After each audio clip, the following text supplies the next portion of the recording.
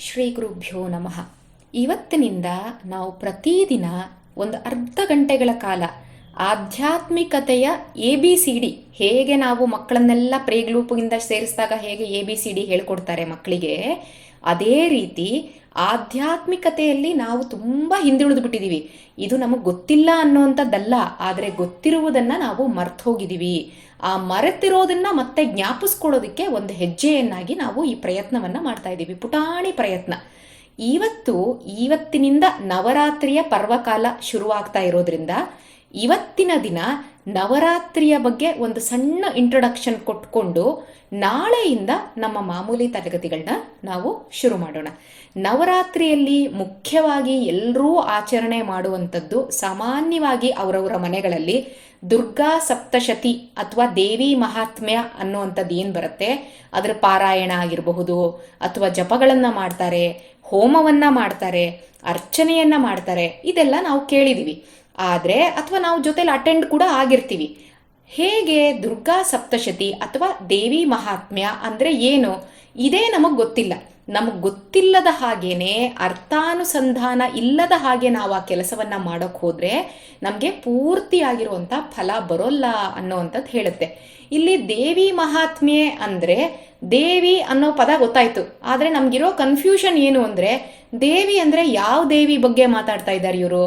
ಚಾಮುಂಡಿನ, ಲಕ್ಷ್ಮೀನ, ಪಾರ್ವತಿನ, ಸರಸ್ವತಿನ, ಯಾರ ಬಗ್ಗೆ ಮಾತಾಡ್ತಾ ಇದ್ದಾರೆ ಹಾಗಾದರೆ ದೇವಿ ಮಹಾತ್ಮೆ ಅನ್ನೋವಂಥದ್ದು ನಮಗೆ ಸಂಶಯ ಬಂದಾಗ, ಇದು ಈ ದೇವಿ ಮಹಾತ್ಮೆ ಅನ್ನುವಂಥದ್ರ ಬಗ್ಗೆ ಸಂಪೂರ್ಣವಾಗಿ ನಮಗೆ ವಿವರಣೆ ಸಿಕ್ಕುವಂಥದ್ದು ಮಾರ್ಕಂಡೇಯ ಪುರಾಣದ ಒಂದು ಭಾಗ ಇದು. ಹಾಗಾಗಿ ಮಾರ್ಕಂಡೇಯ ಪುರಾಣದ ಭಾಗದಲ್ಲಿ ದೇವಿ ಮಹಾತ್ಮೆ ಬಗ್ಗೆ ಸಾಕ್ಷಾತ್ ದೇವಿನೇ ಏನು ಹೇಳಿದಾಳೆ ಇದ್ರ ಬಗ್ಗೆ ಅಂತ ನಾವು ತಿಳ್ಕೊಂಡಾಗ, ಅದ್ರ ಪ್ರಕಾರವಾಗಿ ನಾವು ನವರಾತ್ರಿಯನ್ನು ಆಚರಣೆ ಮಾಡಿದ್ರೆ ಅದು ಆ ತಾಯಿಗೆ ಹೋಗಿ ತಲುಪೋದ್ರಲ್ಲಿ ಸಂಶಯ ಇಲ್ಲ. ನಮ್ಮ ಮನೆಗೆ ಇವಾಗ ಯಾರೋ ಒಬ್ರು ಅತಿಥಿಗಳು ಬರ್ತಾರೆ. ಅತಿಥಿಗಳು ಬಂದಾಗ ನಾವೇನು ಮಾಡ್ತೀವಿ, ತುಂಬ ಖುಷಿ ಆಗುತ್ತೆ, ಯಾರೋ ಗೆಸ್ಟ್ ಬಂದ್ಬಿಟ್ಟಿದ್ದಾರೆ ಅಂತ. ನಾವು ಅವ್ರನ್ನ ಕೇಳಿದ ಹಾಗೇನೆ ನಮಗಿಷ್ಟ ಬಂದಿದ್ದ ಐಟಮ್ಗಳನ್ನೆಲ್ಲ ನಾವು ಮಾಡಿ ಅವ್ರ ತಟ್ಟೆಯಲ್ಲಿ ಹಾಕಿದ್ರೆ, ಅವರು ಫಾರ್ ಎಕ್ಸಾಂಪಲ್ ಡಯಾಬಿಟಿಕ್ ಪೇಷಂಟ್ ಆಗಿದ್ದರೆ ಜಾಮೂನು, ಜಿಲೇಬಿ, ಕೇಸರಿ ಬಾತು, ಜಾಂಗೀರು ಇದೆಲ್ಲ ಕೊಟ್ಟಾಗ ಅವ್ರನ್ನ ಪ್ರೀತಿ ಪಡಿಸ್ತೀವಿ ಅಂತ ನಾವು ಹಾಕಿರ್ತೀವಿ. ನಮ್ಮ ಉದ್ದೇಶ ಕೂಡ ಅವ್ರ ಪ್ರೀತಿ ಆಗಲಿ ಅಂತ.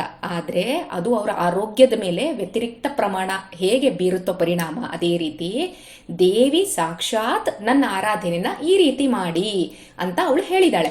ಹಾಗಾಗಿ ಆ ರೀತಿ ಅವಳ ಆರಾಧನೆಯನ್ನು ನಾವು ಮಾಡಿದಾಗ ಆ ತಾಯಿ ತುಂಬ ಪ್ರೀತಳಾಗ್ತಾಳೆ. ದುರ್ಗಾ ಸಪ್ತಶತಿ ಅಂತೆಲ್ಲ ನಾವೆಲ್ಲ ರೂಢಿಯಲ್ಲಿ ಕೇಳಿರುವಂಥ ಹೆಸರು ಹೊರತು ಮೂಲತಃ ಇದಕ್ಕೆ ದೇವಿ ಮಹಾತ್ಮ್ಯ ಅಂತಲೇ ಕರೆದಿರುವಂಥದ್ದು.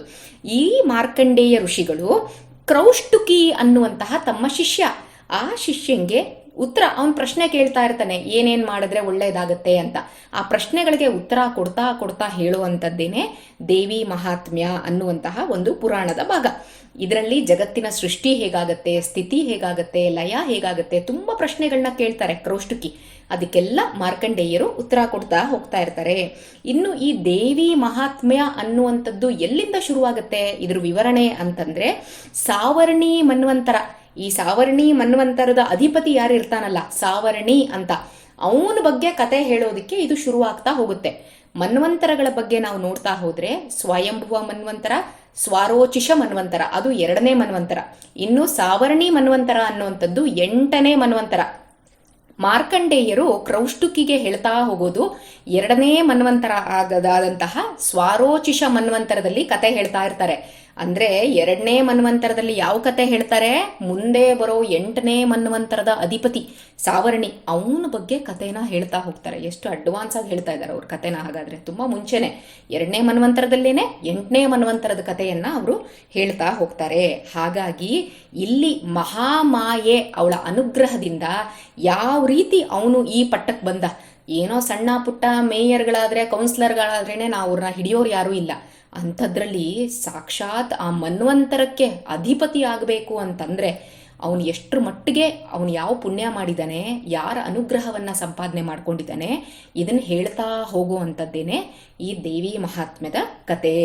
ಇಲ್ಲಿ ನಾನು ಆಗಲೇ ಹೇಳಿದ ಹಾಗೆ 2ನೇ ಮನ್ವಂತರದಿಂದ ಶುರುವಾಗುವಂಥ ಕತೆ ಅಂದರೆ ಸ್ವಾರೋಚಿಷ ಮನ್ವಂತರ. ಈ ಸ್ವಾರೋಚಿಷ ಮನ್ವಂತರದಲ್ಲಿ ಒಬ್ಬ ಸುರಥ ಅನ್ನುವಂಥ ಒಬ್ಬ ರಾಜ ಇರ್ತಾನಂತೆ. ಈ ಸುರಥ ಅನ್ನುವಂಥ ರಾಜ ಏನು ಮಾಡಿರ್ತಾನೆ, ಅವನು ಪಾಪ ಪ್ರಜೆಗಳನ್ನೆಲ್ಲ ತನ್ನ ಮಕ್ಕಳು, ಸ್ವಂತ ಮಕ್ಕಳ ಥರ ಅವನು ಪಾಲನೆ ಮಾಡ್ತಾ ಇರ್ತಾನೆ.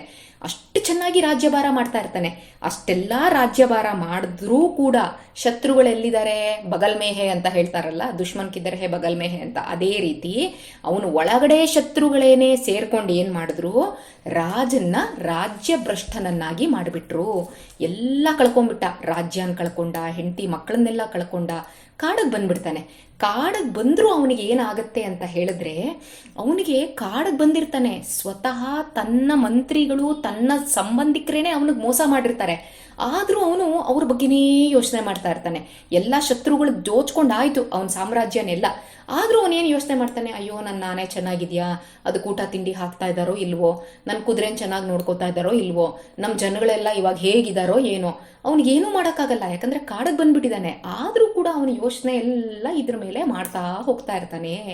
ಅವನಿಗೆ ಒಂಥರ ಆಶ್ಚರ್ಯ ಆಗುತ್ತೆ, ಎಲ್ಲರೂ ನನಗೆ ದ್ರೋಹ ಮಾಡಿದವ್ರೆ, ಆದರೂ ಯಾಕೆ ನಾನು ಅವ್ರ ಬಗ್ಗೆನೇ ಯೋಚನೆ ಮಾಡ್ತಾ ಇದ್ದೀನಿ ಅಂತ ಅವನು ತಲೆ ಕೆಡಿಸ್ಕೋತಾನೆ. ಅದೇ ಟೈಮಲ್ಲಿ ಅವನಿಗೆ ಏನಾಗುತ್ತೆ, ಒಬ್ಬ ವೈಶ್ಯ ಅಂದರೆ ವ್ಯಾಪಾರಿ, ಅವನು ಕೂಡ ಅಲ್ಲಿಗೆ ಬರ್ತಾನೆ. ಆ ವ್ಯಾಪಾರಿ ಬಂದಿರ್ತಾನೆ, ಅವನು ಆ ವ್ಯಾಪಾರಿ ರಾಜ, ಇವರಿಬ್ಬರು ಭೇಟಿ ಆಗ್ತಾರೆ. ಆಗ ಆ ವ್ಯಾಪಾರಿ ಅನ್ನೋವಂಥವನಿಗೆ ಈ ರಾಜ, ಆ ವ್ಯಾಪಾರಿ ಹೇಳ್ತಾನೆ, ನೀನೇನಪ್ಪ ಬಂದೆ, ನಿಂದೇನಪ್ಪ ಕತೆ ಅಂತ. ನಾವೆಲ್ಲಾದ್ರೂ ಬಸ್ಸಲ್ಲೋ ರೈಲಲ್ಲೋ ಎಲ್ಲಾದ್ರೂ ಮೀಟ್ ಮಾಡಿದ್ರೆ ನಾವು ನೆಕ್ಸ್ಟ್ ಏನಂತೀವಿ, ಏನು ಸಮಾಚಾರ, ನಿಮ್ಮ ಮನೆಯಲ್ಲಿದೆ, ಈ ಥರನೇ ನಾವು ಮಾತುಗಳು ಶುರು ಮಾಡ್ತೀವಿ. ಹೇಗೋ ಹಾಗೆ ಇವರಿಬ್ಬರು ಕಾಡಲ್ಲಿ ಭೇಟಿ ಆಗ್ತಾರಲ್ಲ, ಇವರಿಬ್ಬರು ಮಾತಾಡ್ಕೊಳಕ್ಕೆ ಶುರು ಮಾಡ್ತಾರೆ. ಅಲ್ಲಪ್ಪ, ನಾನು ಈ ರೀತಿ ರಾಜ್ಯ ಎಲ್ಲ ಭ್ರಷ್ಟ ಆಗೋಯ್ತು, ನನ್ನವರೇ ನನಗೆ ಮೋಸ ಮಾಡಿಬಿಟ್ಟು ಕಾಡಿಗೆ ತಳ್ಳಿಬಿಟ್ರು, ಆದರೂ ಅವ್ರ ಬಗ್ಗೆ ಯೋಚನೆ ಬರ್ತಾ ಇದೆ, ನಿನ್ನ ಕತೆ ಏನಪ್ಪ ಹೇಳು ಅಂತ ಹೇಳ್ತಾರೆ. ಆಗ ಆ ವೈಶ್ಯ ಹೇಳ್ತಾನೆ, ಸಮಾಧಿ ಅನ್ನುವಂಥದ್ದು ಆ ವೈಶ್ಯನ ಹೆಸರು.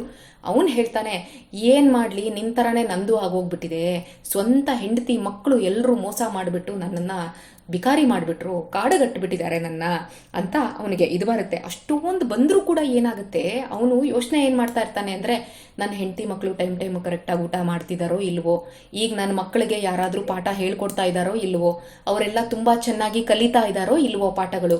ಈ ರೀತಿ ಅವನಿಗೆ ಬರೀ ನನ್ನ ಹೆಂಡತಿ ನನ್ನ ದುಃಖದಲ್ಲಿ ಅವಳು ಯಾವ ರೀತಿ ಇದ್ದಾಳೋ ಏನೋ, ಅವಳು ಸರಿಯಾಗಿ ಅವಳನ್ನ ಯಾರಾದರೂ ನೋಡ್ಕೋತಾ ಇದ್ದಾರಾ ಮಕ್ಕಳುಗಳು ಅಥವಾ ನೋಡ್ಕೋತಾ ಇಲ್ವಾ, ಈ ಥರ ದುಃಖನೇ ಪಟ್ಕೋತಾ ಇರ್ತಾನೆ. ಆಶ್ಚರ್ಯ ಏನಾಗತ್ತೆ ಅಂತಂದರೆ, ಅವನು ಎಷ್ಟರ ಮಟ್ಟಿಗೆ ಇದು ಮಾಡ್ತಾ ಇರ್ತಾನೆ ಅಂತ ಹೇಳಿದ್ರೆ, ಸ್ವಂತ ಹೆಂಡತಿ ಮಕ್ಕಳಿಂದಾನೇ ಅವನು ಪರಿತ್ಯಾಗ ಮಾಡಿ ಕಾಡಿಗೆ ಬಂದಿರ್ತಾನೆ. ಅವರೆಲ್ಲ ಪಾಪ ಓಡಿಸಿರ್ತಾರೆ, ಆದರೂ ಹೆಂಡತಿ ಮಕ್ಕಳ ಮೇಲೆ ಚಿಂತೆ ಅವನಿಗೆ. ಇದೇ ಥರ ರಾಜ ಕೂಡ ರಾಜ್ಯ ಭ್ರಷ್ಟ ಮಾಡಿರ್ತಾರೆ, ಎಲ್ಲರೂ ಮೋಸ ಮಾಡಿರ್ತಾರೆ, ಆದರೂ ಕೂಡ ಅವನ ರಾಜ್ಯದ ಬಗ್ಗೆನೇ ಯೋಚನೆ ಮಾಡ್ತಾ ಇರ್ತಾನೆ. ಇವರಿಬ್ಬರೂ ಕೂಡ ಯಾಕೆ ನಮ್ಗೆ ಹಿಂಗಾಗ್ತಾ ಇದೆ, ಬನ್ನಿ ಇಲ್ಲೇ ಒಂದು ಋಷಿಗಳ ಆಶ್ರಮ ಇದೆ, ಆ ಋಷಿಗಳ ಆಶ್ರಮದಲ್ಲಿ ಹೋಗ್ಬಿಟ್ಟು ನಾವು ಮಾತಾಡ್ಕೊಂಡು ಬರೋಣ ಅಂತ ಅಂದ್ಕೊಂಡು ಅವರಿಬ್ಬರು ಋಷಿಗಳ ಹತ್ರ, ಯಾಕಂದರೆ ಇಬ್ರಿಗೂ ಕನ್ಫ್ಯೂಷನ್ನು ಗೊತ್ತಾಗ್ತಾ ಇಲ್ಲ, ಅದಕ್ಕೆ ಅವ್ರೇನು ಮಾಡ್ತಾರೆ, ಋಷಿ ಹತ್ರ ಬರ್ತಾರೆ. ಈ ರೀತಿ ಇದೆಯಲ್ಲ, ನಮ್ಗೆ ಇಷ್ಟೊಂದು ಆಗ್ತಾ ಇದೆ. ಆಗ ರಾಜ ಹೇಳ್ತಾನೆ, ರುಚಿ ಕೇಳ್ತಾರೆ, ಏನಪ್ಪ ಏನು ಬಂದೆ ನನ್ನ ಹತ್ರ, ಏನಾಗಬೇಕಾಗಿತ್ತು ಅಂತ. ಆಗ ರಾಜ ಹೇಳುವಂಥದ್ದು, ಅಲ್ಲ ನನಗೆ ಜ್ಞಾನ ಇದೆ, ಯಾವುದು ಸರಿ ಯಾವುದು ತಪ್ಪು ಇದೆಲ್ಲ ವಿವೇಚನೆ ಇದೆ, ನನಗೆ ಮೋಸ ಮಾಡಿದವ್ರು ಯಾರು ಅದು ಕೂಡ ಗೊತ್ತಿದೆ, ಆದರೂ ಕೂಡ ನಾನು ಯಾಕೆ ಅವ್ರ ಬಗ್ಗೆನೇ ಯೋಚನೆ ಮಾಡ್ತಾ ಇದ್ದೀನಿ, ಇದೇನು ನನಗೆ ಹಿಂಗೆ ಆಗ್ತಾ ಇದೆ ಗೊತ್ತಾಗ್ತಾ ಇಲ್ವಲ್ಲ. ಇದೇ ಥರ ನನ್ನ ಜೊತೆಗೆ ಇನ್ನೊಬ್ಬ ಬಂದಿದ್ದಾನೆ ವ್ಯಾಪಾರಿ, ಅವನು ಹಿಂಗೆ ಆಗ್ಬಿಟ್ಟಿದ್ದಾನೆ, ಅವನಿಗೆಲ್ಲ ಮೋಸ ಮಾಡಿಬಿಟ್ಟಿದ್ದಾರೆ, ಮನೆಯವರೇ ಮೋಸ ಮಾಡಿಬಿಟ್ಟು ಕಾಡಿಗೆ ಕಳಿಸ್ಬಿಟ್ಟಿದ್ದಾರೆ. ಆ ಕಾಡಿಗೆ ಕಳಿಸಿದ್ರು ಕೂಡ ಅವ್ನು ಮನೆಯವ್ರ ಬಗ್ಗೆನೇ ಚಿಂತೆ ಮಾಡ್ತಾ ಇದ್ದಾನೆ, ಹೆಂಡತಿ ಮಕ್ಕಳು ಊಟ ಮಾಡಿದ್ರು ಇಲ್ವೋ ಟೈಮು ಕರೆಕ್ಟಾಗಿ, ಈ ಥರ ಯೋಚನೆ ಮಾಡ್ತಿದ್ದಾನಲ್ಲ, ಏನು ಮಾಡೋದು ಹಾಗಾದರೆ, ನಮ್ಮಿಬ್ರಿಗೆ ಯಾಕೆ ಈ ರೀತಿ ಆಗಿದೆ ಅಂತ ಋಷಿ ಹತ್ರ ಕೇಳಿದಾಗ, ಆಗ ಋಷಿ ಹೇಳ್ತಾನೆ, ಅಲ್ಲಪ್ಪ ನೀವೇನು ಅನ್ಕೊಂಡ್ಬಿಟ್ಟಿದ್ದೀರಾ, ಬುದ್ಧಿ ಬರೀ ನಿಮಗೆ ಮಾತ್ರ ಇರೋದು ಅಂತ ಅನ್ಕೊಂಡಿದ್ದೀರಾ, ಯಾರು ಹೇಳಿದ್ದು ನಿಮಗೆ ಮಾತ್ರ ಬುದ್ಧಿ ಇದೆ ಅಂತ, ಪ್ರಾಣಿಗಳಿಗೂ ಕೂಡ ಬುದ್ಧಿ ಇದೆ. ಯಾಕೆ, ಪ್ರಾಣಿಗಳು ಯಾವ್ದು ಊಟ ನಮ್ಮದು ಅಥವಾ ಯಾವುದಲ್ಲ ಅನ್ನೋಂಥದ್ದನ್ನು ಒಂದು ಐಡೆಂಟಿಫೈ ಮಾಡಲ್ವಾ. ಈಗ ಒಂದು ಹಸು ಮುಂದೆ ನಾನು ಮಾಂಸ ಇಟ್ಟರೆ ಹಸು ತಿನ್ನಲ್ಲ, ಹಸು ತಿನ್ನೋದೇನು ಹುಲ್ಲೆ, ಅದು ಗೊತ್ತು. ಮಾಂಸ ತಿನ್ನೋ ವಸ್ತು ಆದರೂ ಕೂಡ ನಾನು ತಿನ್ನೋ ವಸ್ತು ಅಲ್ಲ, ಅದು ನಾನು ತಿನ್ನೋ ಅಂಥದ್ದು ಹುಲ್ಲು ಮಾತ್ರ ಅನ್ನೋಂಥದ್ದು ಹಸುಗೂ ಕೂಡ ಪ್ರಜ್ಞೆ ಇದೆ. ಹುಲ್ಲೆಲ್ಲಿದೆ ಅಲ್ಲಿ ಹುಡ್ಕೊಂಡು ಹೋಗುತ್ತೆ ಹಸು, ಅದು ಮಾಂಸ ಇದ್ರೂ ಕೂಡ ಬಿಟ್ಬಿಟ್ಟು ಏನು ಮಾಡುತ್ತೆ, ಅದಕ್ಕೆ ಬೇಕಾಗಿರುವಂಥ ಹುಲ್ಲನ್ನು ಹುಡ್ಕೊಂಡು ಹೋಗುತ್ತೆ. ನೀರೆಲ್ಲಿದೆ ಕುಡಿಬೇಕು, ಟೈಮ್ ಕರೆಕ್ಟಾಗಿ ಏನೇನು ಮಾಡಬೇಕು ಅದನ್ನೆಲ್ಲ ಮಾಡುತ್ತೆ. ಯಾರಾದರೂ ಅದ್ರ ಮೇಲೆ ಆಕ್ರಮಣ ಮಾಡಕ್ಕೆ ಬಂದರೆ, ಇವಾಗ ಜಿಂಕೆಗಳು ಒಂದು ಹುಲಿ ಅಟ್ಟಿಸ್ಕೊಂಡ್ ಬಂತಪ್ಪ, ಅಲ್ಲೇ ಕೂತಿರುತ್ತೆ ಅದು ಮೇಯ್ಕೊಂಡು, ಇಲ್ಲ ಅದೇನು ಮಾಡುತ್ತೆ, ತಕ್ಷಣ ಎಲ್ಲೋ ಇನ್ನೊಂದು ಕಡೆ ಓಡ್ ಹೋಗುತ್ತೆ ಪ್ರಾಣ ಉಳಿಸ್ಕೊಳೋದಕ್ಕೆ. ಹಾಗಾದರೆ ಜಿಂಕೆಗೆ ಬುದ್ಧಿ ಇಲ್ವಾ, ಓ ಹುಲಿ ನನ್ನನ್ನು ತಿನ್ನಕ್ಕೆ ಬರ್ತಾ ಇದೆ, ನಾನು ಪ್ರಾಣ ರಕ್ಷಣೆ ಮಾಡ್ಕೋಬೇಕು ಅಂತ ಆ ಇಂಟೆಲಿಜೆನ್ಸ್ ಅನ್ನೋ ಅಂಥದ್ದು ಇದೆ ಆ ಜಿಂಕೆಗೆ. ಅದೇ ರೀತಿ ಅವ್ರ ಆಹಾರ ಸಂಪಾದನೆ ಮಾಡ್ಕೋತಾರೆ, ಅವ್ರ ಶತ್ರುಗಳಿಂದ ಅವ್ರನ್ನವ್ರು ಕಾಪಾಡ್ಕೋತಾರೆ. ಮತ್ತೆ ರೆಸ್ಟ್ ಬೇಕಪ್ಪ, ಟೈಮ್ ಟು ಟೈಮ್ ರೆಸ್ಟ್ ಬೇಕು, ಮಲ್ಕೊಳುತ್ತೆ, ನಿದ್ದೆ ಅದು ಇದು ಎಲ್ಲ ಮಾಡುತ್ತೆ. ಹಾಗಾದರೆ ಪ್ರಾಣಿಗಳಿಗೂ ಬುದ್ಧಿ ಇದೆ, ಪ್ರಾಣಿಗೂ ಮನುಷ್ಯರಿಗೂ ಏನು ವ್ಯತ್ಯಾಸ ಬಂತು ಹಾಗಾದರೆ ಅಂತ ಆ ಋಷಿ ರಾಜನ್ನ ಕೇಳ್ತಾನೆ. ಅಷ್ಟೊಂದು ತಲೆ ಕೆಡಿಸ್ಕೋಬೇಡ, ಪ್ರಾಣಿಗಳು ಕೂಡ ಏನು ಮಾಡ್ತಾರೆ, ಹಕ್ಕಿಗಳನ್ನ ನಾವು ನೋಡಿದ್ರೆ ಏನು ಮಾಡುತ್ತೆ, ಅದು ಊಟನ ಕಚ್ಕೊಂಡು ಮರಿಗಳಿಗೆ ತಿನ್ನಿಸ್ತಾ ಇರುತ್ತೆ. ಅಂದರೆ ತಾನು ಎಷ್ಟು ಹೊಟ್ಟೆ ಹಸ್ದಿರುತ್ತೋ ಬಿಡುತ್ತೋ ಪಾಪ, ನನ್ನ ಮಗು ಚೆನ್ನಾಗಿರಬೇಕು ಅಂದ್ಬಿಟ್ಟು ಅದೇನು ಮಾಡುತ್ತೆ, ಹುಡುಕೊಂಡು ಬಂದು ಪಾಪ ಆ ಮರಿಗಿನ್ನ ರೆಕ್ಕೆ ಬಂದಿರಲ್ಲ, ಊಟ ಎಲ್ಲ ಮಾಡಿಸ್ತಾ ಇರುತ್ತೆ. ಎಷ್ಟು ಚೆನ್ನಾಗಿ ಅದು ಪ್ರೀತಿ ಮಾಡುತ್ತೆ. ಹಾಗಾದರೆ ಇದೆಲ್ಲ ಹೇಗೆ ಸಾಧ್ಯ ಅಂತ ಅಂದ್ಕೊಂಡಿದ್ದೀರಾ ನೀವು? ಇದೆಲ್ಲ ಮಹಾಮಾಯೆ, ಅವಳು ಮಾಡ್ತಾ ಇರುವಂತಹ ಕೆಲಸ ಇದು. ಅವಳದು ಪ್ರಭಾವ ಇರೋದ್ರಿಂದಾನೇ ಈ ಪ್ರಾಣಿಗಳ ಮೇಲೆ ಇರ್ಬೋದು ಅಥವಾ ಮನುಷ್ಯರ ಮೇಲೆ ಇರ್ಬೋದು ನಮಗೆ ಒಬ್ರು ನೋಡಿದ್ರೆ ಅಟ್ಯಾಚ್ಮೆಂಟ್ ಅಥವಾ ಅನುಕಂಪ ಅಥವಾ ಏನಾದ್ರೂ ನಮಗೆ ಅವ್ರ ಮೇಲೆ ಪ್ರೀತಿ ಅದೆಲ್ಲ ಇದೆ. ಅದಿಲ್ಲ ಅಂತಂದರೆ ಹೆತ್ತ ತಾಯಿ ಕೂಡ ಮಗುನ ಅವಳು ಸರಿಯಾಗಿ ಆರೈಕೆ ಮಾಡೋದಿಲ್ಲ. ಇದಕ್ಕೆ ಉದಾಹರಣೆ ಏನು, ತುಂಬ ಸರಿ ಪೇಪರಲ್ಲಿ ನೋಡ್ತಾ ಇರ್ತೀವಿ ನಾವು, ನವಜಾತ ಶಿಶು ತೊಟ್ಟಿಲ್ ಪತ್ತೆ ಆಯಿತು ಅಂತ. ತಾಯಿನೇ 9 ತಿಂಗಳು ಹೊತ್ತು ಮಾಡಿದಾಳೆ ಅಂದರೆ ಮಗುನ ಯಾಕೆ ತೊಟ್ಟಿಗೆ ಬಿಸಾಕ್ತಾ ಇದ್ದಾಳೆ? ಯಾಕಂದರೆ ಆ ಟೈಮಲ್ಲಿ ಮಹಾಮಾಯೆ ಅವ್ರ ಮೇಲೆ ಇನ್ಫ್ಲೂಯೆನ್ಸ್ ಮಾಡಿಲ್ಲ. ಮಹಾಮಾಯೆ ಇನ್ಫ್ಲೂಯೆನ್ಸ್ ಇಲ್ಲದೆ ಇರೋದ್ರಿಂದ ಆ ಮಗು ಮೇಲೆ ಪ್ರೀತಿ ಬಂದಿಲ್ಲ, ಅವಳು ಅದನ್ನು ತೊಟ್ಟಿಗೆ ಹಾಕ್ಬಿಟ್ಲು. ಈ ರೀತಿ ನಡೀತಾ ಇದೆ ಹಾಗಾದರೆ ಮಹಾಮಾಯೆ ಅನ್ನುವಂಥದ್ದು. ನಾವು ಭಗವದ್ಗೀತೆಯಲ್ಲಿ ಒಂದು ಕಡೆ ಕೇಳಿರ್ಬೋದು, ಕೃಷ್ಣ ಹೇಳ್ತಾನೆ, ಈ ಶ್ಲೋಕವನ್ನು ಎಲ್ಲರೂ ಕೂಡ ಕೇಳಿರ್ತೀರ. ದೈವಿ ಹೇಷ ಗುಣಮಯಿ ಮಮ ಮಾಯಾ ದುರತ್ಯಯ ಮಾಮೇವಯೇ ಪ್ರಪದ್ಯಂತೆ ಮಾಯಾಮೇತಂ ತರಂತಿತೆ. ಅಂದರೆ ತುಂಬ ಕಷ್ಟ ಮಾಯೆನ ನಾವು ಪಾರು ಮಾಡುವಂಥದ್ದು, ಮಾಯೆಯಿಂದ ಬಿಡಿಸ್ಕೊಂಡ್ಬಿಡ್ತೀವಿ ನಾವು ಅನ್ನೋವಂಥದ್ದು ತುಂಬಾ ಕಷ್ಟ, ಯಾರಿಗೂ ಸಾಧ್ಯ ಇಲ್ಲದೆ ಇರೋ ಮಾತು. ಹಾಗಾದರೆ ನಾವೇನು ಮಾಡೋದು? ವಾಟ್ ಈಸ್ ದ ಸೊಲ್ಯೂಷನ್ ಅಂತಂದರೆ, ನನಗೆ ಯಾರು ಶರಣಾಗತಿ ಆಗ್ತಾರೆ ಅವ್ರನ್ನ ಮಾಯೆಯಿಂದ ನಾನು ಪಾರು ಮಾಡಿಸ್ತೀನಿ ಅಂತ ಭಗವಂತ ಹೇಳ್ತಾನೆ.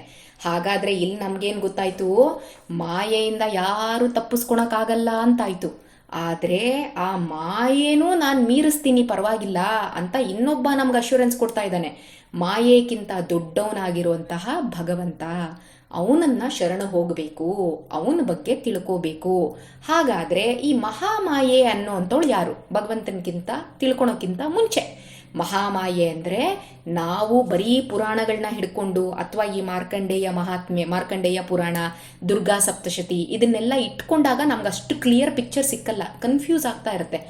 ಅದಕ್ಕೆ ಇದಕ್ಕಿಂತಾನೂ ತುಂಬ ಹಿಂದಿಂದು ಉಲ್ಲೇಖ ಎಲ್ಲಾದರೂ ಇದೆಯಾ ಮಹಾಮಾಯೆ ಬಗ್ಗೆ ಅಂತಂದರೆ, ಸಾಕ್ಷಾತ್ ವೇದಗಳಲ್ಲೇನೆ ಅಂಬ್ರಣಿ ಸೂಕ್ತ ಅನ್ನುವಂತಹ ಒಂದು ಭಾಗ ಇದೆ. ಆ ಅಂಬ್ರಣಿ ಸೂಕ್ತದಲ್ಲಿ ಮಹಾಮಾಯೆ ಬಗ್ಗೆ ಮಾತಾಡಿದ್ದಾರೆ. ಯಾರು ಮಾತಾಡಿರೋದು? ಸಾಕ್ಷಾತ್ ಮಹಾಮಾಯೆನೇ, ಅಂಬ್ರಣಿನೇ ಮಾತಾಡಿದ್ದಾರೆ. Is both Shreyan and Arya are there?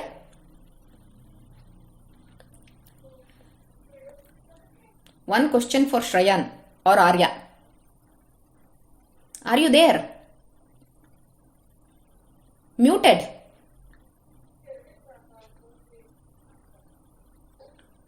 Okay. So ಏನಾಗತ್ತೆ ಅಂತಂದರೆ, ಇವಾಗ ನನ್ನ ಬಗ್ಗೆ ಯಾರಾದರೂ ಹೇಳಿ ಅಂತ ಹೇಳಿದಾಗ ನನಗೆ ಸ್ವಲ್ಪ ಪರಿಚಯ ಇರೋವಂಥವ್ರು ಯಾರಾದರೂ ಫ್ರೆಂಡ್ಸು, ಅವ್ರು ನನ್ನ ಬಗ್ಗೆ ಎಷ್ಟು ತಿಳ್ಕೊಂಡಿರ್ತಾರೆ ಅಷ್ಟೇ ಹೇಳ್ಬೋದು. ಆದರೆ 100% ನನ್ನ ಬಗ್ಗೆ ಹೇಳೋಕ್ಕೆ ಸಾಧ್ಯನಾ ಅವರು? 100% ನನ್ನ ಬಗ್ಗೆ ಹೇಳಬೇಕು ಅಂದರೆ ಸಾಕ್ಷಾತ್ ನಾನು ಮಾತ್ರ ಹೇಳಕ್ಕೆ ಸಾಧ್ಯ. ಬೇರೆ ಯಾರು ಅಷ್ಟೊಂದು 100% ಆ್ಯಕ್ಯುರೆಸಿಯಾಗಿ ನನ್ನ ಬಗ್ಗೆ ಮಾತಾಡೋಕ್ಕೆ ಬರಲ್ಲ. ಹೇಗೋ ಹಾಗೆ ಅಂಬ್ರಣಿ ಸೂಕ್ತದಲ್ಲಿ ಸಾಕ್ಷಾತ್ ಅಂಬ್ರಣಿ ಅಂದರೆ ಮಹಾಲಕ್ಷ್ಮಿನೇ ತನ್ನ ಬಗ್ಗೆ ಮಾತಾಡ್ಕೊಂಡಿದ್ದಾಳೆ. ಹಾಗಾಗಿ this is more authentic knowledge ಅನ್ನೋದನ್ನು ನಾವು ತಿಳ್ಕೋಬೇಕು. ಅದರಲ್ಲಿ ಆ ಮಹಾತಾಯಿ ಹೇಳ್ತಾ ಹೋಗ್ತಾ ಇರ್ತಾಳೆ, ಬ್ರಹ್ಮನ ಸ್ಥಾನದಲ್ಲಿ ನಾನು ಯಾರನ್ನು ಬೇಕಾದ್ರೂ ಕೂಡಿಸ್ತೀನಿ, ರುದ್ರನ ಸ್ಥಾನದಲ್ಲಿ ನಾನು ಯಾರನ್ನು ಬೇಕಾದ್ರೂ ಕೂಡಿಸ್ತೀನಿ, ಬ್ರಹ್ಮನ ತಾಯಿ ನಾನು, ಇಡೀ ಪ್ರಪಂಚದ ಸೃಷ್ಟಿ ಸ್ಥಿತಿ ಲಯ ಇದೆಲ್ಲ ನನ್ನಿಂದ ನಡೀತಾ ಇದೆ, ಏನು ಬೇಕಾದ್ರೂ ಮಾಡ್ತೀನಿ ನಾನು, ನನ್ನಿಂದ ಸಾಧ್ಯ ಮಾಡದೇ ಇರೋದಕ್ಕೆ ಆಗದೇ ಇರೋ ಕೆಲಸ ಅನ್ನೋಂಥದ್ದು ಯಾವುದೂ ಇಲ್ಲ, ಎಲ್ಲವನ್ನ ಕೂಡ ಮಾಡೋದಕ್ಕೆ ನಾನು ಅತ್ಯಂತ ಸಮರ್ಥಳಾಗಿದ್ದೀನಿ. ಆದರೆ ಅಂತ ಅಂತಾಳೆ. ಏನು ಆದರೆ ಅಂದರೆ, ನನ್ನನ್ನೂ ನಿಯಮನ ಮಾಡುವಂಥವನು, ನನ್ನ ಸಾಮರ್ಥ್ಯ ಇಷ್ಟೇನೆ, ಆದರೆ ಈ ಸಾಮರ್ಥ್ಯದ ಶಕ್ತಿನ ನನ್ನೊಳಗಡೆ ತುಂಬಿದಾನಲ್ಲ ಅವನು ನೀರಿನಲ್ಲಿ ಇದ್ದಾನೆ, ನೀರನ್ನು ಆಶ್ರಯಿಸಿಕೊಂಡು, ಅಂದರೆ ನಾರಾಯಣ, ನೀರಲ್ಲಿ ಇರುವಂತಹವನು ನಾರಾಯಣ, ಅವನು ನನ್ನ ಬಾಸ್ ಅಂದರೆ ಅವನು ನನಗೆ ಈ ಸಾಮರ್ಥ್ಯಗಳನ್ನೆಲ್ಲ ಕೊಟ್ಟಿದ್ದಾನೆ ಅಂತ ಸಾಕ್ಷಾತ್ ಮಹಾಲಕ್ಷ್ಮಿ ಹೇಳ್ತಾ ಇದ್ದಾಳೆ. ಹಾಗಾಗಿ ನಿಮ್ಮ ಮನೆಗಳಲ್ಲಿ ನವರಾತ್ರಿ ಆಚರಣೆ ನೀವು ಯಾವ ರೀತಿ ಮಾಡ್ತೀರಾ ಅದ್ರ ಬಗ್ಗೆ ನಾನು ಯಾವುದೇ ರೀತಿ ಸಜೆಷನ್ಸ್ ಕೊಡೋಕೆ ಹೋಗೋದಿಲ್ಲ. ಆದರೆ ಯಾವುದೇ ರೀತಿ ಆಚರಣೆ ಮಾಡಿದ್ರೂ ಕೂಡ ಹಿಂದೆ ಇದು ಒಂದು ಐಡಿಯಾ ಅನ್ನೋದು ಅತ್ಯಂತ ಪಕ್ಕಾ ಆಗಿರಬೇಕು. ಅಂದರೆ ನಾವು ಉಪಾಸನೆ ಮಾಡ್ತಾ ಇರೋದು ಮಹಾಲಕ್ಷ್ಮಿಯನ್ನ. ಇದೊಂದನ್ನ ನಾವು ತಲೆಯಲ್ಲಿ ಗಟ್ಟಿಯಾಗಿ ಹಿಡ್ಕೊಂಡು ಯಾವುದೇ ರೀತಿ ಉಪಾಸನೆ ಮಾಡಿದ್ರೂ ಕೂಡ ನಿಮ್ಮ ನಿಮ್ಮ ಪದ್ಧತಿ ಪ್ರಕಾರ ನವರಾತ್ರಿಯಲ್ಲಿ ಅದೆಲ್ಲ ಕೂಡ ಆ ಮಹಾತಾಯಿಗೆ ಹೋಗಿ ಸೇರುತ್ತೆ. ಅವಳ ಅನುಗ್ರಹಕ್ಕೆ ನಾವೆಲ್ಲರೂ ಕೂಡ ಪ್ರಾಪ್ತರಾಗ್ತೇವೆ. ಇದೇ ರೀತಿ ಹಾಗಾದರೆ ಭಗವಂತ ಅನ್ನೋನೊಬ್ಬ ಇದಾನಂತೆ, ನಾರಾಯಣ ಅವನೇ ಸುಪ್ರೀಮು ಅಂತ ಮಹಾಲಕ್ಷ್ಮಿ ಹೇಳ್ತಿದ್ದಾಳೆ ಅಂತಂದರೆ ಇದೇನಪ್ಪ ಇದೊಂದು ಹೊಸ ಟಾಪಿಕ್ ಇದ್ದಂಗೆ ಇದೆಯಲ್ಲ. ಇಷ್ಟು ದಿನ ನಾವು ಕೇಳಿರುವಂಥದ್ದೇನೋ ಟ್ರಂಪ್ ಏನೋ ಹಿಡ್ಕೊಂಡು ನಮ್ಮನ್ನು ಆಟ ಆಡಿಸ್ತಾ ಇದ್ದಾನೆ ಅಂತ, 50% ಮಾಡ್ದ, 100% ಮಾಡ್ದ, ಈಗ H1B ವೀಸಾದು ಫೀಸ್ ಅಷ್ಟು ಮಾಡ್ದ, ಇದೆಲ್ಲ ನೋಡ್ತಾ ಇದ್ದೀವಿ ನಾವು. ಹೇಗೆ ಮಾಡಿ ನಮ್ಮನ್ನು ಬಗ್ಸಕ್ಕಾಗತ್ತೆ ಅಂತ ಅವನು ನೋಡ್ತಾ ಇದ್ದಾನೆ ಅಲ್ವಾ. ಇಡೀ ವಿಶ್ವನೇ ನಾನು ಹೆಂಗೆ ಆಳ್ಬೋದು ಅನ್ನುವಂತಹ ದುರಹಂಕಾರದ ವ್ಯಕ್ತಿತ್ವ. ಆದರೆ ಅದಕ್ಕೆ ಯಾರಾದರೂ ನಮ್ಮ ದೇಶದವ್ರು ಸೋಲ್ತಾ ಇದ್ದೀವ ನಾವು? ನಮ್ಮ ನಾಯಕರು ಎಷ್ಟು ತುಂಬ ಚೆನ್ನಾಗಿದ್ದಾರಲ್ಲ, ಅವ್ರೇನು ಮಾಡ್ತಾ ಇದ್ದಾರೆ, ಅಷ್ಟು ಸ್ಟ್ರಾಂಗಾಗಿ ಹೋರಾಡ್ತಾ ಇದ್ದಾರೆ ಇದ್ರ ವಿರುದ್ಧವಾಗಿ. ಅವ್ರು ಬೇರೆ ಬೇರೆ ಪಾಲಿಸಿಗಳು, ಆತ್ಮನಿರ್ಭರತಾ ಇರ್ಬೋದು, ಮತ್ತೊಂದು ಈ ವಿಚಾರಗಳನ್ನೆಲ್ಲ ತಗೊಂಡು ಹೇಗೆ ನಾವು ಸೆಡ್ ಹೊಡಿಬೋದು ಅಮೇರಿಕಾದ ಸವಾಲುಗಳಿಗೆ ಅನ್ನುವಂಥದ್ದನ್ನು ಮೋದಿ ನೇತೃತ್ವದಲ್ಲಿ ಎಷ್ಟು ಪರಿಣಾಮಕಾರಿಯಾಗಿ ಎದುರಿಸೋ ಪ್ರಯತ್ನ ಪಡ್ತಾ ಇದ್ದಾರಲ್ವಾ. ಹಾಗಾದರೆ ನಾವು ನಮ್ಮ ಭಾರತವನ್ನು ಮತ್ತೆ ವಿಶ್ವಗುರು ಸ್ಥಾನಕ್ಕೆ ತಗೊಂಡು ಹೋಗಬೇಕು ಅಂತಂದರೆ ಬರೀ ನಮ್ಮ ಅಕಾಡೆಮಿಕ್ಸಲ್ಲಿ ನಮ್ಮ ಹೊಟ್ಟೆ ತುಂಬೋದಕ್ಕೆ ಬೇಕೇ ಬೇಕು, ನಾವು ಕೆಲಸ ಮಾಡಲೇಬೇಕು, ಅದನ್ನೆಲ್ಲ ಓದಬಾರ್ದು ಅಂತ ಹೇಳಲ್ಲ. ಜೊತೆಲಿ ನಾವು ಅದನ್ನೆಲ್ಲರೂ ಮಾಡ್ತಾರೆ. ಆಗಲೇ ಇಲ್ಲಿ ಋಷಿಗಳು ಹೇಳಿದ ಹಾಗೆ ಪ್ರಾಣಿಗಳು ಮಾಡುತ್ತೆ, ಮನುಷ್ಯರು ಮಾಡ್ತಾರೆ. ಜ್ಞಾನ ಸಂಪಾದನೆ ಅನ್ನುವಂಥದ್ದು ಅಷ್ಟಷ್ಟು ಬೇಸಿಕ್ ನಾಲೆಡ್ಜ್ ಇದ್ದೇ ಇರುತ್ತೆ. ಹಾಗೆ ನಮ್ಮ ಹೊಟ್ಟೆ ತುಂಬಿಸ್ಕೊಳೋದಕ್ಕೆ ನಾವು ಇದನ್ನೆಲ್ಲ ಕಲಿತಾ ಇದ್ದೀವಿ. ಪಾಠಗಳು, ಸೈನ್ಸು, ಕಾಮರ್ಸು, ಮತ್ತೊಂದು ಇನ್ನೊಂದು ಒಂದು ಕೆಲಸ ಬೇಕು, ಅದನ್ನೊಂದು ಗಿಟ್ಟಿಸ್ಕೋತೀವಿ, ನಮ್ಮದು ಜೀವನ ನಡ್ಕೊಂಡು ಹೋಗುತ್ತೆ, ಆಯಿತು, ಅದನ್ನು ನಾವೆಲ್ಲರೂ ಮಾಡ್ಬೋದು. ಪಾಲಿಶ್ಡ್ ವೇ ಆಫ್ ಲಿವಿಂಗ್ ಅಷ್ಟೇ. ಪ್ರಾಣಿಗಳಲ್ಲೇ ಪಾಲಿಶ್ಡ್ ವೇ. ಪ್ರಾಣಿಗಳು ಇದೆಲ್ಲ ಏನೂ ಮಾಡ್ದಂಗೆನೆ ಅವ್ರು ಹೊಟ್ಟೆ ತುಂಬಿಸ್ಕೋತಾ ಇದ್ದಾರೆ, ನಾವು ಓದ್ಬಿಟ್ಟು ಹೊಟ್ಟೆ ತುಂಬಿಸ್ಕೋತಾ ಇದ್ದೀವಿ. ಆದರೆ ಇದೆಲ್ಲದಕ್ಕಿಂತ ಮುಖ್ಯವಾಗಿ ಇಡೀ ವಿಶ್ವನೇ ಇದನ್ನೆಲ್ಲ ಮಾಡ್ತಾ ಇದೆ. ನಾವೇನು ಸ್ಪೆಷಲ್ ಅಲ್ಲ ಭಾರತದಲ್ಲಿರೋರು. ಆದರೆ ಭಾರತಕ್ಕೆ ಅನ್ನೋವಂಥದ್ದೊಂದು ಸ್ಪೆಷಾಲಿಟಿ ಇದೆ. ನಮ್ಮಲ್ಲಿ ಸನಾತನ ಧರ್ಮ ಅನ್ನುವಂಥದ್ದು ಬಂದಿದ್ದು ನಮ್ಮಲ್ಲಿ, ಎಲ್ಲ ಭಗವಂತನ ಅವತಾರಗಳಾಗಿದ್ದು ಕೂಡ ನಮ್ಮಲ್ಲಿ. ಹಾಗಾಗಿ ನಾವು ಕಲಿದೆ ಇನ್ಯಾರು ಕಲಿಬೇಕು ಸನಾತನ ಧರ್ಮದ ಬಗ್ಗೆ?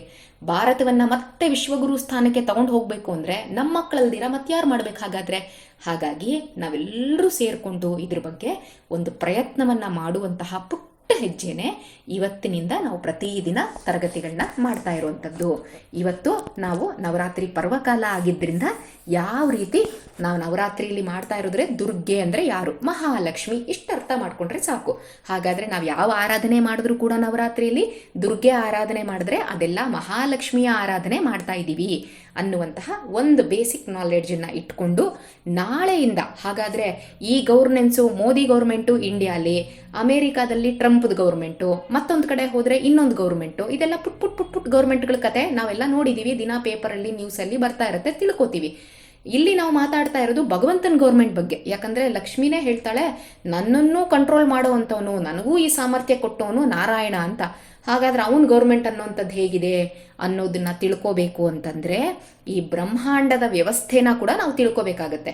ಇದರಲ್ಲಿ ನಾವೆಲ್ಲ ಬರ್ತೀವಿ, ಒಂದು ಬಿಗ್ ಪಿಕ್ಚರಲ್ಲಿ ಒಂದು ಪುಟಾಣಿ ಪೀಸು ಎಲ್ಲ ನೋಡಿರ್ತೀವಲ್ಲ, ಪಜಲ್ಗಳೆಲ್ಲ ಇರುತ್ತಲ್ಲ, ಆ ಥರ ಆ ಪಜಲಲ್ಲಿ ಎಲ್ಲ ಸೇರಿಸಿದಾಗ ಒಂದು ದೊಡ್ಡ ಚಿತ್ರ ಬರುತ್ತಲ್ಲ, ಅದರಲ್ಲಿ ಒಂದು ಪುಟ್ಟು ಪೀಸ್ ಇದ್ದಂಗೆ ನಾವೆಲ್ಲ ಇದ್ದೀವಿ. ಇಡೀ ವರ್ಲ್ಡ್ ಗ್ಲೋಬಲ್ಲಿ ಒಂದು ತಗೊಂಡ್ರೆ ಮ್ಯಾಪ್ ತಗೊಂಡ್ರೆ ಅದರಲ್ಲಿ ಇಂಡಿಯಾ ಎಲ್ಲಿ ಬರುತ್ತೆ, ಇಂಡಿಯಾದಲ್ಲಿ ಕರ್ನಾಟಕ ಎಲ್ಲಿ ಬರುತ್ತೆ, ಅದರಲ್ಲಿ ಬೆಂಗಳೂರು ಎಲ್ಲಿ ಬರುತ್ತೆ, ಅದರಲ್ಲಿ ನಮ್ಮ ಮನೆ ಹುಡುಕ್ತಾ ಹೋದ್ರೆ ಒಂದು ಸಣ್ಣ ಚುಕ್ಕಿ ಕಾಣಿಸ್ಬಿಡ್ತೀವಿ ನಾವು ಅಷ್ಟೇ. ಹೇಗೋ ಹಾಗೆ ಇಡೀ ಬ್ರಹ್ಮಾಂಡದಲ್ಲಿ ನಮ್ಮ ಪೊಸಿಷನ್ ಏನು, ಹಾಗಾದರೆ ನಾವು ಯಾರು, ಎಲ್ಲಿ ನಿಲ್ತೀವಿ ಅನ್ನೋವಂಥದ್ದನ್ನು ನಾವು ನೋಡ್ತಾ ಬರೋಣ ನಿಧಾನಕ್ಕೆ.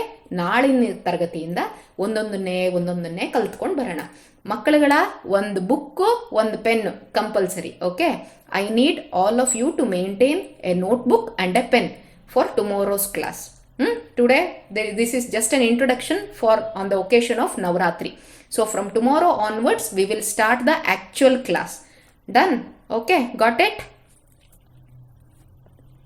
ಇಷ್ಟನ್ನ ಮಾಡಿಕೊಂಡು ನಾಳಿನ ತರಗತಿಯಲ್ಲಿ ನಿಧಾನಕ್ಕೆ ಬೇರೆ ವಿಚಾರಗಳ ಬಗ್ಗೆ ನಾವು ಕಲಿತಾ ಬರೋಣ. ಮ್ಯಾಕ್ಸಿಮಮ್ 15 ರಿಂದ 20 ನಿಮಿಷ ಅಷ್ಟೇ ಕ್ಲಾಸ್ ತಗೊಳ್ಳೋವಂಥದ್ದು. ಎಲ್ಲರೂ ಸೇರಿಕೊಂಡು ಒಂದು ಸಣ್ಣ ಪುಟಾಣಿ ಹೆಜ್ಜೆ, ಏನೋ ಗೊತ್ತಿದೆ ಹೇಳ್ತೀವಿ ಅಂತಲ್ಲ, ನಾವು ಹೇಳ್ತಾ ಹೇಳ್ತಾ ಏನು ಮಾಡ್ತೀವಿ, ನಾವೂ ಕಲ್ತ್ಕೋತಾ ಹೋಗ್ತಾ ಇರ್ತೀವಿ. ಹಾಗಾಗಿ ಎಲ್ಲರೂ ಒಟ್ಟಿಗೆ ಬೆಳೆಯುವಂಥದ್ದು ಇದು. ದೊಡ್ಡ ಮರ ಆಗಬೇಕು ಅಂದರೆ ಸುಮಾರು ಜನದ್ದು ಕಾಂಟ್ರಿಬ್ಯೂಷನ್ ಹೇಗಿರುತ್ತೋ ಹಾಗೆ ಇಡೀ ನಮ್ಮ ಭಾರತನ ನಾವು ಒಳ್ಳೆ ಇಡೀ ವಿಶ್ವ ಮಟ್ಟದಲ್ಲಿ ನಾವು ಪ್ರಕಾಶ ಮಾಡಬೇಕು ಅಂತಂದರೆ ನಮ್ಮೆಲ್ಲರದ್ದು ಕೂಡ ಕಾಂಟ್ರಿಬ್ಯೂಷನ್ ಅನ್ನುವಂಥದ್ದು ಬೇಕಾಗತ್ತೆ. ಹಾಗಾಗಿ ಎಲ್ಲರೂ ಸೇರಿಕೊಂಡು ಈ ನಿಟ್ಟಲ್ಲಿ ಒಂದು ಪುಟಾಣಿ ಹೆಜ್ಜೆ, ಹೇಗೆ ಸ್ವಲ್ಪ ಮೊಪ್ಯಸ್ಯ ಪುಣ್ಯಸ್ಯ ಅಂತ ಭಗವಂತ ಹೇಳ್ತಾನೆ, ಸ್ವಲ್ಪ ಮಾಡಿದ್ರೂ ಸಾಕು. ಭಗವಂತ ತ್ರಾಯತೋ ಮಹತೋ ಭಯಾತ್, ದೊಡ್ಡ ಭಯದಿಂದ ನಮ್ಮನ್ನು ಅವ್ನು ಪಾರು ಮಾಡ್ತಾನಂತೆ.